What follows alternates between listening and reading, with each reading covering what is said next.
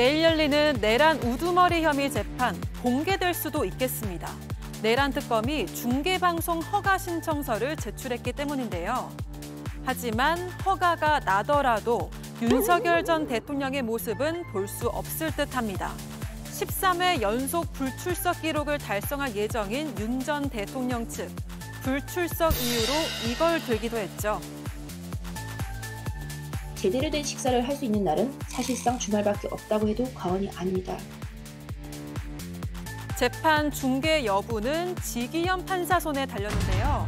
그런데 정치권은 그의 손에 쥐어졌던 휴대전화를 놓고 공방이 한창입니다. 6년간 잘 쓰던 휴대폰을 교체했다면, 그리고 또 3달밖에 안 쓴 휴대폰을 또 교체했다면 정상적인 행위일까요? 6년 만에 교체한 거라고 했잖아요. 네. 저조차도 지금 4년 정도 되니까 화면 나가기도 해가지고 결국엔 휴대폰을 바꿨는데. 윤 전 대통령 구속 취소 등 주요 국면에서 휴대전화를 교체한 지기현 판사. 자꾸만 전화기를 바꿔야 했던 이유 뭐였을까요? 네, 내일 윤 전 대통령의 내란 재판, 앞서 여러 차례 보신 것처럼 녹화 중계가 될지도 관심인데요. 이걸 결정하는 사람이 바로 지기현 부장판사입니다. 그런데 지판사의 휴대전화 교체 내역이 예사롭지 않습니다. 신혜영 의원님, 어떻게 보셨습니까? 예, 일반적인 교체의 시기나 방법과는 조금 다르다라는 면에서 증거인멸의 가능성이 있는 거 아니냐라고 제기를 해볼 수 있을 것 같습니다. 예. 특히나 시점이 매우 공고려운데요. 첫 번째로 6년 만에 휴대전화를 교체하는데 그 시점이 윤석열 씨가 구속 청구를 하던 그날입니다. 예. 그렇기 때문에 갤럭시 S10에서 S25 울트라로 바꾸게 되는데요. 물론 오후 3시에 바꾸는데 또 다시 몇 분 후에 원래 핸드폰으로 유심을 교체했다가 다음 날 또 새벽에 이렇게 또 다시 유심을 교체하는 방식으로의 첫 번째 변경이 있었다. 예. 왜 하필 구속 청구와 맞물려서 이렇게 했느냐에 대해서 문제 제기할 수 있을 것 같고요. 두 번째 교체 시기는 더더욱이 이상합니다. 2달밖에 안 됐거든요. 6년간 핸드폰 쓰던 분이 갑자기 왜 2달 만에 또 교체를 할 수밖에 없었느냐. 매우 사유가 궁금하다고 생각이 들고요. 예. 그 시점은 민주당에서 룸살롱 의혹 제기를 했을 시점인 것이죠. 그 방식도 그날도 접대 의혹을 제기하고 나서 이틀 후에 이제 샤오미로 교체를 하게 되는데요. 그때도 오후 4시에 교체를 했다가 다시 유심을 원래대로 바꿔 쓰고 예. 그 다음 날 새벽에 또 다시 원래 샤오미로 또 교체하는 방식으로 했는데 저는 궁금한 것이 그렇다면은 이전에 쓰던 폰인 그런 갤럭시 S10 그리고 갤럭시 S25 울트라 지금 어디에 있느냐. 예. 그때의 그런 증거에 대한 여러 가지 기록들 이런 것들 꼭 확보를 해야 된다고 생각을 하고요. 실제로 보면은 그 두 번째 교체한 날도 5월 18일 날 마지막 교체를 하는데 5월 20일 날 이분이 고발당한 거에 대해서 공수처가 사건을 수사 3부에 배당하는 시점이기 때문에 아무래도 그런 과정에서의 뭔가 은밀한 근거들이 남아있을 것이다. 또 앞으로 지금의 이런 문제 제기가 됐기 때문에 또 교체할 수 있거든요. 이런 부분에 있어서 신속한 수사가 필요하다라고 말씀드리겠습니다. 예. 아무튼 2월에 바꿨고 3개월 뒤인 5월에 또 바꿨기 때문에 일반적인 상황은 아닌 것 같긴 합니다. 김기영 의원님, 국민의힘에서는 어떻게 보고 계세요? 우선적으로 6년 만에 휴대전화 바꿀 수 있죠. 저도 한 4년, 5년 만에 휴대전화 바꿨습니다. 왜냐하면 이제 배터리만 바꾸더라도 그 기기가 오래되면 방전이 금방 되거든요. 예. 그래서 이유는 6년 만에 바꾼 부분은 전혀 하등의 문제가 없습니다. 그리고 또 하나는 갤럭시 S10에서 울트라로 바꿨다가 울트라를 6분 뒤에 또 바꿨잖아요. 예. 그거는 저도 휴대전화를 바꿀 때 교체할 때 보면 그 기존에 있던 휴대전화에 있던 데이터를 전송을 합니다. 근데 이게 몇 시간씩 걸리거든요. 그런데 내가 전화를 해야 될 상황이 있을 때 그걸 유심칩을 다시 해가 그 전화를 쓰는 경우가 있습니다. 그렇기 때문에 이것 또한 저는 큰 의미가 없다고 보고 단지 5월 달에 휴대전화를 삼성 갤럭시에서 여기 보니까 샤오미로 쓴다고 하는데 그거는 제가 왜 그랬는지는 좀 저도 궁금합니다. 다만 뭔가 본인이 숨길 것이 있다고 한다면 누구보다도 전 세계적으로 다 아는 게 있지 않습니까? 아이폰 같은 경우를 바꿨을 때 보안이 좀 강하고 샤오미가 강한지는 잘 모르겠습니다. 그래서 어떤 은폐하거나 뭔가 가리려고 했다고 한다면 아이폰을 더 쓰지 않았을까 하고 저는 이 문제가 조금 불거진 거에 대해서 좀 납득이 되지 않은 게 뭐냐면 이거를 민주당에서 발표를 했는데 민주당에서는 어디에서 이런 자료, 정보를 얻어가지고 그걸 공개할 수 있는지 영장이 발부돼서 나온 건 아닌 것 같고요. 뭔가 이제 통신사로부터 받은 것 같은데 과연 통신사가 이렇게 개인 정보를 민주당 쪽에 국회의원한테 줄 수 있고 국회의원은 이거에 대해서 의혹 제기 차원에서 공개해도 되는지 이 부분은 굉장히 저는 문제가 있다고 봅니다. 예. 지금 시청자 여러분께서도 저희가 정리해드린 이 그래픽을 보시면서 좀 이해를 해보려고 노력해 보시면 좋을 것 같습니다. 1차 휴대전화 교체라고 저희가 이름 붙였는데요. 올 2월에 윤석열 전 대통령의 구속 취소를 청구한 그날 갤럭시 S10에서 S25 울트라로 교체했습니다. 그리고 2차 휴대전화 교체는요. 그래픽 바꿔주시죠. 5월입니다. 그러니까 3개월 뒤죠. 갤럭시 S25 울트라를 샤오미 레드미 노트 14로 바꿨습니다. 그러니까 1차는 뭐 6년 쓴 거 그럴 수 있다라고도 민주당이 보는 시각이 많은데 3개월 만에 2차 휴대전화는 왜 교체한 거야? 라는 게 많이 의문이 남습니다. 그런데 지금 김기현 의원이 지적한 대로 국민의힘 쪽에서는 지금 이 자료는 어떻게, 이 휴대전화 교체 기록은 어떻게 확보한 거야? 라고 또 지금 반격을 하고 있거든요. 김지호 의원님, 민주당에서 어떻게 보고 있습니까? 저는 참 국민의힘의 이 주장에 대해서 정말 황당한데요. 너무 이율배반적이다.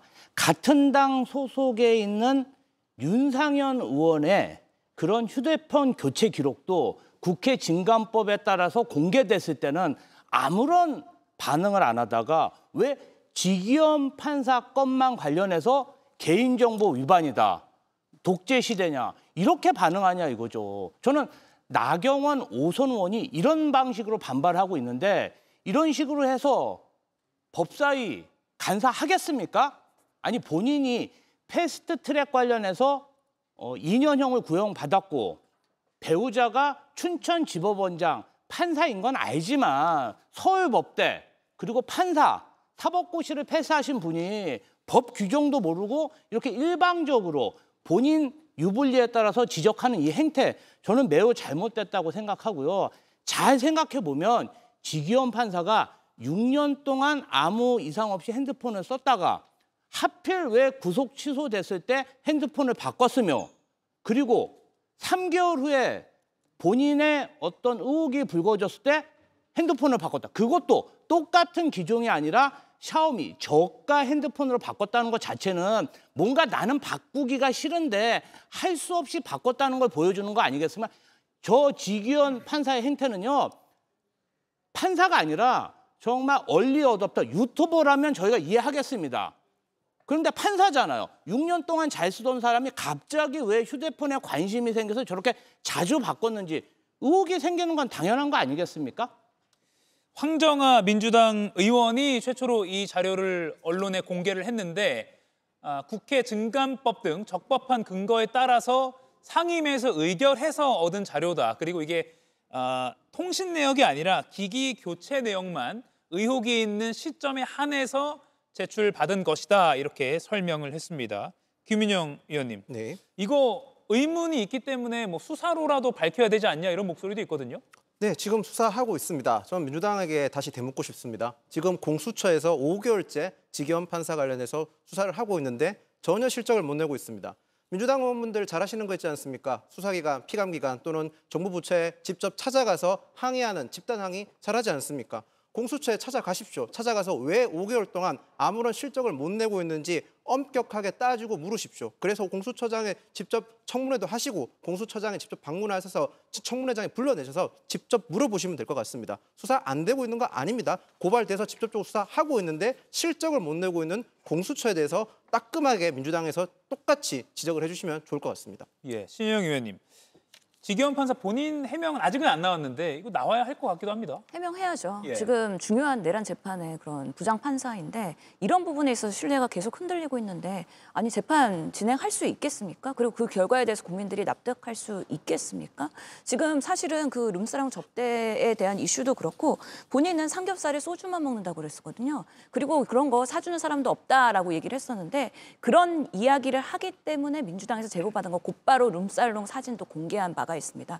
계속해서 해명이 사실 진실되지 않고 은폐하려고 하는 여러 가지 정황들이 나오고 있고 그런 부분에서 부장판사가 어떻게 사법부의 이런 신뢰를 유지할 수 있겠습니까? 그런 면에서는 당연히 지금 본인이 스스로 해명도 해야 되는 것이고 공수처가 지금 사건을 배당받아서 수사하고 있다 그러면 조금 더 강력하고 신속하게 해야 되는데 우리가 그동안에 많은 특검들 보면서 구속하고 여러 사례들이 증거 인멸의 가능성이 사실 구속 사유에서 큰 부분이었고 그 사유로서 그동안 핸드폰 교체했던 정치인들이 많이 구속되지 않았습니까? 그렇기 때문에 이런 부분들은 어떻게 보면 압수수색 빨리 해야 되는 거고요. 이전에 휴대폰 그리고 다른 기관에는 휴대폰 교체 없었는지 이런 부분에 있어서 빠르게 대응을 해야 된다. 그런 면에서 이 핸드폰 교체는 압수수색 혹시 들어올까 봐 뭔가 교체한 거 아니냐라는 면에서 판사까지도 이렇게 증거인멸을 할 수가 있나 하는 면에서는 정말 국민으로서는 정말 깜짝 놀랄 일이다. 그러면서 빠른 지금 수사가 더 강력하게 요구되고 있기 때문에 그리고 공수처장도 사실은 그 지기현 판사의 그런 윤석열 구속 취소를 보면서 법 왜곡죄가 있다 그러면 이건 분명히 문제될 수 있다라고 예전에 인터뷰를 한 바가 있습니다. 문제 인식을 분명히 갖고 있기 때문에 이제는 대법원에서 윤리 그런 감찰실에서 본인들은 더 이상 뭐 추진 못하겠다라고 공수처에 공을 넘긴 만큼 공수처가 이제는 역할을 해야 된다라고 생각합니다. 지기현 판사가 내일 윤석열 전 대통령에 대한 공판을 진행하게 되는데 보통 공판 시작 전에 판사가 뭐 일반적인 상황에 대해서 신상 발언처럼 설명을 하기도 하는데 과연 정치권에서 그리고 언론이 문제를 제기하고 있는 이 휴대폰 교체 이 의구심에 대해서 뭐라고 설명이 나올지도 궁금합니다. 내일 나오면 저희가 이 시간에 또 자세히 전해드리도록 하겠습니다.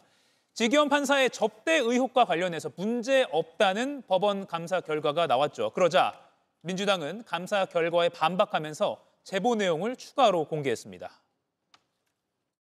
제보자는 1년에 한 번이 아니라 지난 수년간 본인이 직접 20여 차례 룸살롱 접대를 했다고 말했습니다. 1차에서 식사와 술을 마시는 사이 수준을 넘어 회원제로 운영되는 수백만 원대의 비용이 드는 룸살롱 접대임을 분명히 말했습니다. 김지우 의원님. 어제 법원 감사회가 밝힌 건 직무와 관련성 없다. 그리고 징계 사유 안 된다. 이렇게 판단을 내렸거든요. 물론 공수처 수사 결과가 나오면 그때 또 추가로 판단해보겠다고는 했는데 민주당 입장에서는 이거 제 식구 감싸기 뭐 이렇게 좀 볼 수밖에 없을 것 같아요. 전형적인 사법부의 제 식구 감싸기다. 이렇게 판단하실 분이 없는 게 제가 과거에 이재명 경기도지사가 근무했을 때 3년간 비서관으로 근무하면서 이러한 감사 결과를 많이 봤습니다. 대부분 사실은 본인의 동의만 하면은 핸드폰 포렌식도 가능합니다. 그런데 지금 핸드폰을 바꿨잖아요. 거기다가 제보자가 20차례 이상 룸사롱 접대를 했다. 제보자만 만나서 그 얘기를 들어도 이 부분 관련해서는 당장 수사 의뢰가 들어갈 수도 있는데 수사 의뢰가 아니라 지기현 판사의 말만 듣고 그냥 아무런 조치도 안 하고 만약에 수사기관에서 어떤 결과가 나오면 그때 가서 조치하겠다. 저는 이런 감사 결과 처음 봤고요. 이런 식으로 제 식구 감싸기를 하기 때문에 사법부 신뢰가 땅에 떨어지고 있다. 정말 큰 문제라고 생각합니다. 김인영 의원님, 대법원이 스스로 결과를 내놨는데 잡음은 더 커지고 있는 것 같아서요. 이거 어떻게 평가하세요? 일단 개별 사건, 그러니까 공수처 수사가 진행되고 있으니까요. 만약에 대법원의 감사 결과가 공수처의 수사 결과가 다르다면 굉장한 파장을 불러일으킬 겁니다. 그렇기 때문에 대법원에서 감사했을 때 이 사실을 충분히 인지하고 감사를 했을 겁니다. 그렇기 때문에 지금 단장 어떤 상태에서 제 식구 감싸기다 이렇게 판단하기는 저는 굉장히 이르다고 봅니다. 그렇기 때문에 앞으로 있을 공수처 수사 결과를 지켜보는 게 지금으로서 맞는 역할이라고 생각을 합니다. 자칫 잘못하다가 저희가 어떻게 보면 지금 민주당이 보이는 행태가 개별 사건에 대해서 판관을 지금 판사를 압박하고 있는 모양새인데요. 이거 자칫 잘못하면 굉장히 위험한 우리나라 사법체계 시스템을 근간을 흔드는 굉장히 위험한 저사입니다. 조금 더 신중하게 민주당이 접근할 필요가 있다고 봅니다. 김기웅 의원님. 제가 한 말씀 드리겠는데요. 그러니까 사진 제보하신 분이 그분입니까? 그 3명이 나온 다른 분이죠? 제가 궁금해서 여쭙는 겁니다. 왜냐하면 지금 법원에서 감사위원회에서 이 결과를 발표했는데 감사위원회는 법원 쪽 사람만 아니라 외부인이 6명이 들어갔습니다. 그렇기 때문에 법원에서 제 식구 감싸기로 할 수 있는 부분이 아니고요. 이게 당사자와 그다음에 제보를 했던 사람이나 아니면 민주당 쪽에서 문제 제기했던 사람들 만났겠죠. 지금의 이 정의찬이라는 분이 문제 제기하는 건 또 다른 상황 아닙니까? 그리고 제가 이 정의찬이라는 분에 대해서 뭐 이런 표현은 좀 그렇지만 이분이 1997년도에 조선대 총학생 회장으로서 25살의 청년 뿌락지를 몰아가지고요. 파이프로 때려가지고 숨지게 한 분입니다. 그런데 이분이 이 얘기를 하는데 저는 민주당이 집권 여당 아닙니까? 그렇다면 제보자가 얘기한 부분에 대해서 제보자 구체적으로 얘기하십시오. 그리고 말씀하신 것처럼 수백만 원을 이렇게 했다고 하면 이건 그냥 나오는 겁니다. 그렇잖아요. 그렇다면 좀 구체적으로 얘기를 해야 되는데 지기현 판사뿐만이 아니라 조희대 대법원장 이른바 4인 회동했을 때 말은 그럴싸한데 다 가짜뉴스 아니었습니까? 그래서 저는 최소한 첫 번째 문제 제기한 부분에 대해서 법원에서 감사위원회에서 그게 아니라고 했다면 그 부분에 대해서 문제 제기가 잘못됐다는 걸 인정을 하셔야죠. 근데 그거는 제 식구 감싸기다. 그러면 계속 민주당이 얘기했던 게 뭡니까?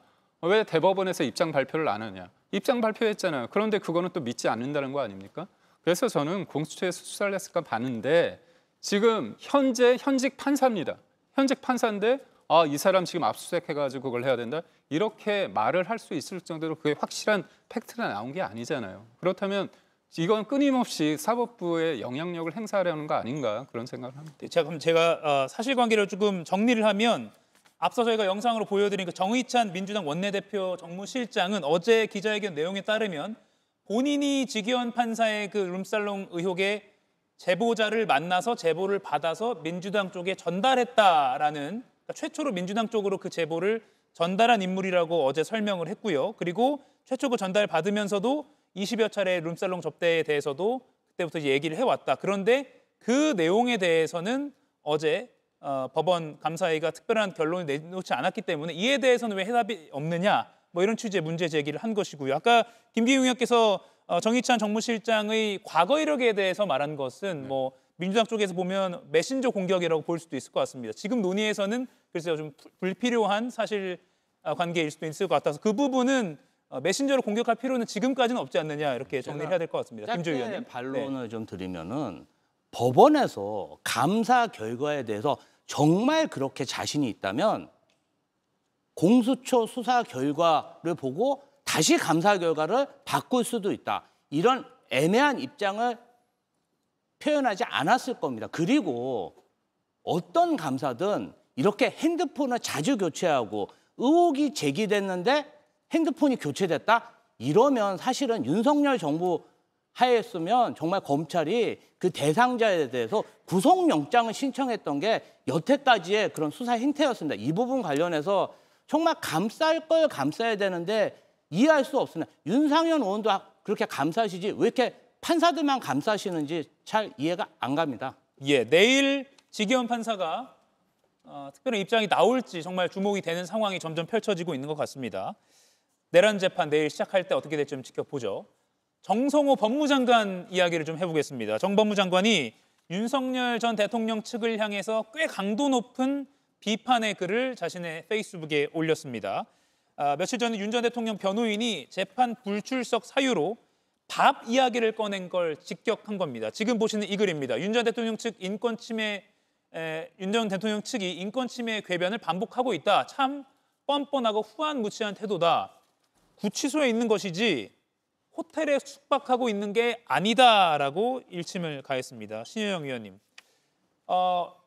내란 재판에 안 나오고 있어서 그 이유가 뭔지 궁금했는데 재판 나오기도 전에 밥도 제대로 못 먹는다 이런 말을 하고 있으니 법무장관이 한마디 했거든요. 그럼 법무부 입장에서 어떤 조치를 좀 내놔야 할까요? 어떻게 보세요? 실제로 사실관계를 확인해 볼 필요는 있을 것 같습니다. 지금 김계리 변호사의 주장으로 보면은 뭐 아침 6시에 일어나갖고 7시에 준비를 해서 나가야 되는데 그 사이에 아침 식사를 하지도 못한다는 거 아니에요? 보통은 이제 구치소 아침 식사 시간이 7시 이전이기 때문에 만약에 그런 날이라면은 조금 더 빨리 배급이 될 가능성도 있는 것이고 예. 점심은 건빵과 지금 라면, 컵라면으로 먹는다고 하는 것인데 그것이 주식은 아닐 겁니다. 그래서 사실 법원에서 출석을 하게 되면은 여러 가지 배려가 분명히 있을 텐데 그런 부분에 있어서 지금 건빵이나 컵라면으로 정말 자극적인 발언하는 것이 맞느냐. 특히나 뭐 당뇨 때문에 실명 위기까지 있는 분이라면서요. 그러면은 건빵이랑 컵라면은 혈당 스파이크에 매우 안 좋은 음식이기 때문에 그런 식으로의 제공이 되지는 않을 것 같다는 사실관계. 그리고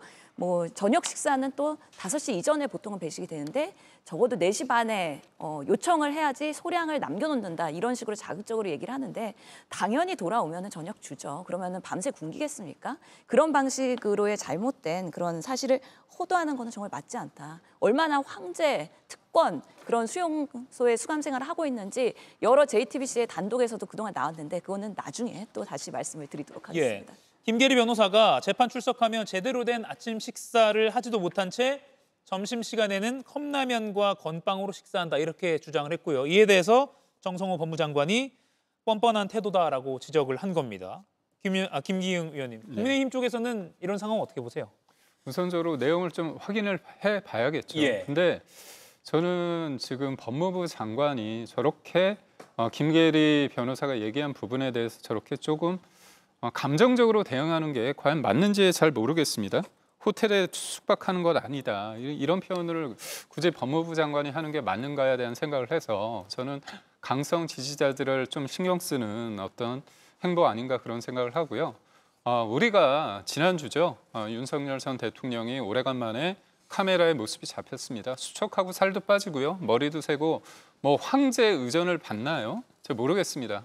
어떤 사람도 뭐 구치소에 있는데 마음이 편할 리가 있겠습니까? 그리고 밥이 잘 넘어가겠습니까? 그래서 과도하게 뭐 황제 의전을 받았다. 그리고 저는 하나 말씀드리고 싶은 게 윤석열 전 대통령이 대통령으로서의 어떤 지위가 박탈된 게 4월 달입니다. 그전에는 대통령의 신분이었잖아요. 그렇다면 대통령으로서 물론 구치소에 있지만 받을 수 있는 부분들이 있었다면 그 부분과 그리고 대통령이 직에 박탈된 이후에 그 대접, 그 예우와 그게 또 다르지 않겠습니까? 그래서 그거를 혼동하면 안 될 것 같고요.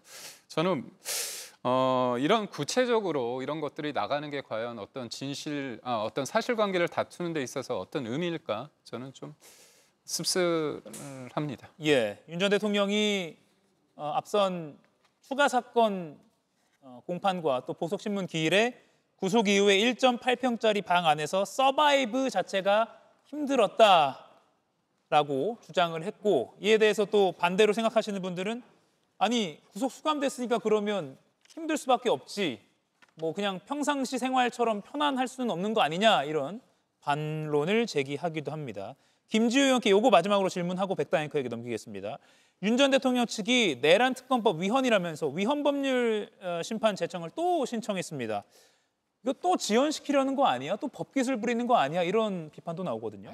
이 정말 지연술책이고요. 저는 지기현 재판부가 이 재판에 출석 안 하는 것부터가 문제거든요. 그럼 구인영장을 발부해서 어떻게 하든 재판에 출석시켜서 정말 이 내란 재판이 하나의 국가의 본이 되게 국민들에게 정말 떳떳하게 해야 되는데 지기현 판사 자체가 택도 없는 이유로 구속 취소 결정을 했고 그리고 나서 뭔가 재판도 차일피일 미뤄지면서 침대 재판이라는 비난을 많이 지적을 받고 있습니다. 박근혜 전 대통령 재판 같은 경우는 일주일에 3일 정말 일사천리로 지연되는데 왜 이 내란 재판 자꾸 여지를 주니까 내란 수의 피의자가 그것을 악용해서 정말 국민들이 스트레스를 받고 있어요. 이 부분 관련해서는 사법부에서 왜 비판을 받고 있는지 정말 성찰해야 된다.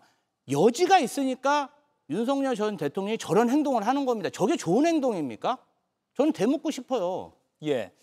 지기현 부장판사 이름이 계속 언론에 오르내리는데요. 다시 한번 말씀드리자면 내일 있을 내란 재판에서 지 부장판사 본인의 해명이 좀 필요하다 이런 목소리에도 점점 힘이 실리고 있습니다. 이가혁 라이브를 시청해 주셔서 고맙습니다. 이가혁 라이브는 평일 오후 5시 TV와 유튜브로 실시간으로도 함께 하실 수 있습니다.